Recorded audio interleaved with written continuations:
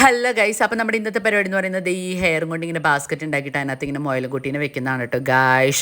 അപ്പോൾ എൻ്റെ ഇവിടുത്തെ വേഷം കെട്ടുകൾക്ക് ആകെ തല തരുന്നത് മോള് മാത്രമാണ് കേട്ടോ ഗൈസ്. അപ്പോൾ മോളിൻ്റെ ഹെയർ നമ്മളിങ്ങനെ സെൻറ്റർ പാർട്ടീഷൻ എടുത്തിട്ട് അതിങ്ങനെ നമ്മളിത് ഒരു ഹാഫ് പോണിക് ടെയിലാക്കി കെട്ടുകയാണ് കേട്ടോ ഗൈസ്. അങ്ങനെ നമ്മൾ കെട്ടിയെടുക്കുക. ഇങ്ങനെ ഒരു ബാൻഡ് ഉപയോഗിച്ച് ജസ്റ്റ് ഇങ്ങനെ ഒന്ന് പോണിക് ടെയിലാക്കി കെട്ടി കൊടുക്കുക. സോ അങ്ങനെ ഞങ്ങൾ രണ്ട് സൈഡും ഇങ്ങനെ ജസ്റ്റ് ഒന്ന് കെട്ടിയെടുത്തിട്ടുണ്ട് കേട്ടോ. അതിന് ശേഷം അതിനകത്തോട്ട് ഇങ്ങനെ ഒരു ഹെയർ ബാൻഡാണ് കേട്ടോ ഗൈസ് ഫിക്സ് ചെയ്ത് കൊടുക്കുന്നത്.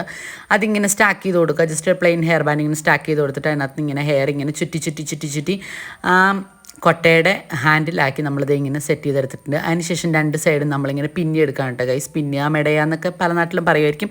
നമ്മളിങ്ങനെ രണ്ട് സൈഡും പിന്നി എടുത്താൽ ഒന്ന് ബുഷ് ഇട്ട് എടുത്തിട്ടുണ്ട്. അതിനുശേഷം നമ്മളിത് ഇങ്ങനെ കൊട്ട മാതിരി ഇങ്ങനെ സെറ്റ് ചെയ്ത് കൊടുക്കാൻ കേട്ടോ.